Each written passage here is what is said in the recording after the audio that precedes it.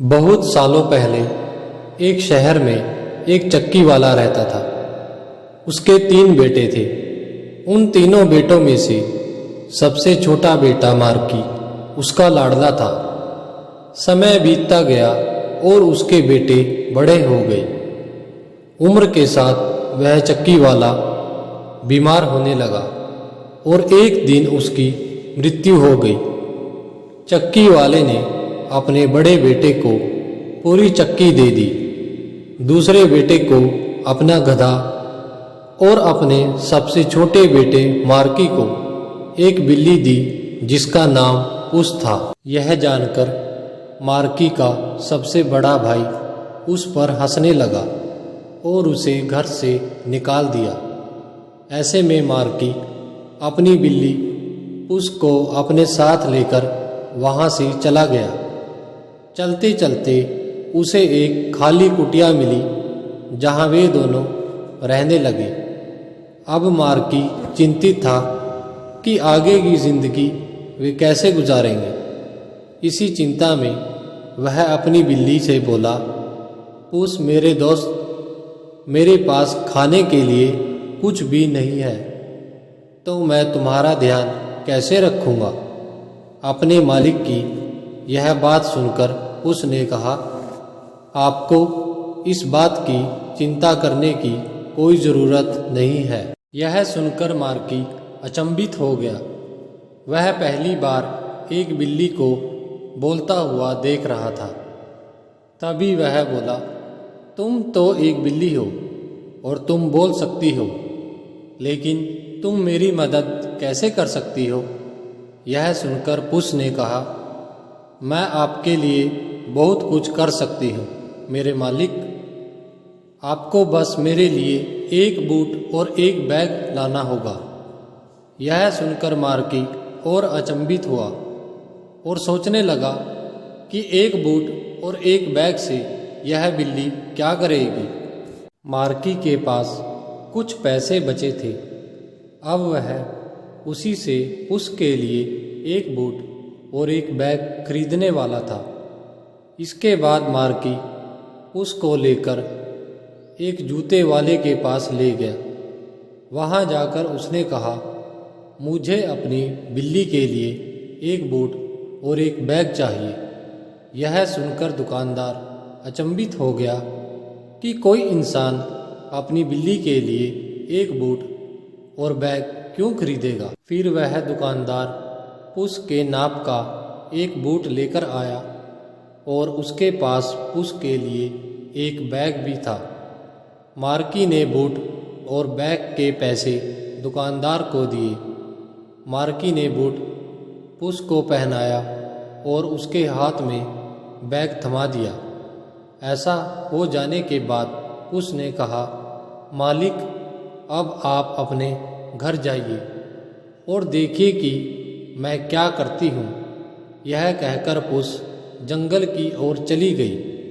रास्ते में उसने कुछ गाजर अपनी बैग में भर लिए। जंगल पहुंचकर वह खरगोश के बिल के सामने अपना बैग खोलकर रख दिया। कुछ देर बाद 2 खरगोश निकलकर उस बैग के अंदर घुस गए। तभी पुस ने उन्हें पकड़ लिया। इसके बाद वह सीधे घर की ओर चला गया। घर पहुंचकर पुस ने वह खरगोश मार्की को दिया। उसने उसे पकाया और फिर दोनों ने मिलकर उसे खाया। खाना इतना था कि वह कल के लिए भी बच गया। इन सब से मार्की बहुत खुश था। पर्याप्त खाना होने के बावजूद भी पुस अगले दिन फिर से शिकार पर निकल गई। आज भी वह खरगोश पकड़ने वाली थी। खरगोश पकड़कर वह सीधे राजा के महल की ओर चल पड़ी। महल के पहरेदार बिल्ली को देखकर उसे वहाँ से भगाने लगे। तभी उसने कहा, मैं राजा के लिए तोहफा लाई हूँ, मुझे अंदर जाने दो, नहीं तो राजा तुम्हें सजा देंगे। एक बात करती हुई बिल्ली को देखकर पहरेदार अचंभित थे। उन्होंने पुस को अंदर जाने दिया। जैसे ही पुस अंदर दरबार में पहुंचा, वहां राजा, रानी और राजकुमारी बैठी थी। वे एक बिल्ली को बूट में देखकर अचंभित थे। पुस ने कहा, राजा, मैं पुस, मार्की का सेवक। मेरे मालिक मार्की ने आपके लिए एक तोहफा भेजा है। उस बिल्ली को बोलता देख राजा, रानी और राजकुमारी तीनों अचंभित थे। उन्होंने ऐसा कभी नहीं देखा था। राजा ने तोहफा स्वीकार किया। फिर पुस वहाँ से चला गया। घर जाकर पुस ने सारी बात मार्की को बताई। इसी तरह से पुस अपने मालिक मार्की के लिए खाना लाया करता और राजा के यहाँ तोहफा भी लेकर जाता। इस तरह से धीरे धीरे पुस पूरे शहर में प्रचलित होने लगा। एक दिन पुस शिकार पर गया। शिकार के बाद वह सीधे एक किले की ओर गया जो शहर के नज़दीक था। वह किला बहुत आलीशान था, जो एक राजमहल से कम नहीं था। उस किले में एक राक्षस रहता था जो बहुत ही भयानक था और उसके सामने जो भी आता उसे वह खा लेता। जब उस किले में पहुंचा, वहां वह राक्षस आया और उसने कहा, एक बिल्ली जो बूट पहनती है और जिसके हाथ में एक बैग है, तुम पुस हो ना? जी हाँ, मैं पुस हूँ और मैं आपसे मिलने आया हूँ। मैंने सुना है कि लोग आपसे बहुत डरते हैं। पुस ने कहा। यह सुनकर उस राक्षस ने गुस्से में कहा, हाँ, मैं वही हूँ और तुम खुशकिस्मत हो क्योंकि मैं बिल्लियों को नहीं खाता। इस तरह से दोनों में बात होने लगी। तभी पुस ने उस राक्षस से पूछा, मैंने सुना है कि आप किसी भी जानवर का रूप ले सकते हो। अगर ऐसा है तो मैं आपको रूप बदलता हुआ देखना चाहूँगा। यह सुनते ही वह राक्षस एक सिनह में बदल गया और जोर से दहाड़ने लगा। उसकी दहाड़ सुनकर पुस डरकर बोला, मैं मान गया आपकी काबिलियत को, लेकिन आप तो बड़े जानवर का रूप ले रहे हो। क्या आप एक छोटे जानवर का रूप ले सकते हो? यह सुनते ही वह राक्षस एक छोटे से चूहे में बदल गया। तभी पुस ने तुरंत उसे अपने मुंह में लिया और उसे खा गया। इस तरह से पुस ने उस राक्षस को खत्म कर दिया। इन सब के बाद वह अपने घर लौट आया। कुछ दिनों बाद पुस अपने मालिक से जिद करने लगा कि वे आज नदी में जाकर नहाएंगे। इसके लिए मार्की राजी हो गया और वे दोनों नदी में नहाने निकल पड़ी। सबसे पहले मार्की अपने कपड़े उतारकर नदी में चला गया।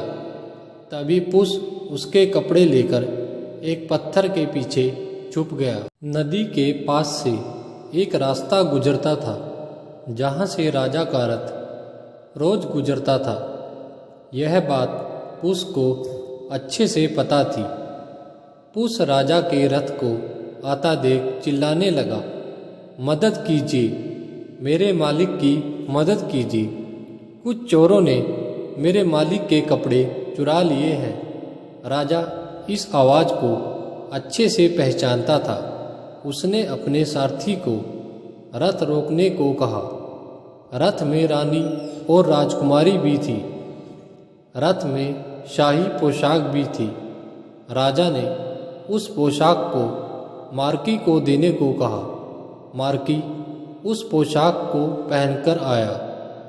वह उसमें एक राजकुमार की तरह दिख रहा था, जिसे देख राजकुमारी भी उस पर मोहित होने लगी थी। इसके बाद मार्की ने राजा को शुक्रिया कहा। तभी पुस बोला, महाराज, आपने हमारी मदद की है। आपको आज हमारे महल में दावत पर आना होगा। महल की बात सुनकर मार्की हैरान हो गया, क्योंकि उनके पास कोई महल नहीं था, लेकिन उसे पुष्प पर पूरा भरोसा था। राजा ने कहा, ठीक है, आज हम तुम्हारे यहाँ दावत करेंगे। रथ पर पुष और मार्की दोनों चढ़ गए। इसके बाद पुष उन्हें उसी महल में ले गया जहाँ वह राक्षस रहता था। महल को देख सब अचंभित थे, क्योंकि वह बहुत ही आलीशान महल था। सब महल में दाखिल होते हैं और सब एक साथ खाने के टेबल पर बैठ गए। उसने शाही दावत का बंदोबस्त कर रखा था। सबने खाना खाना शुरू किया। राजा मार्की से बहुत प्रभावित हुए और उन्होंने मार्की से कहा, तुम बहुत ही अच्छे हो और यह सब देखकर मैं बहुत प्रभावित हूँ। क्या तुम मेरी बेटी से शादी करोगे? यह सुनकर मार्की अचंभित हुआ और बोला, यह मेरा सौभाग्य है कि आपने मुझे राजकुमारी के लायक समझा। मैं आपकी बेटी से शादी करने को तैयार हूँ। यह सब सुनकर वहाँ मौजूद सारे लोग बेहद खुश थे।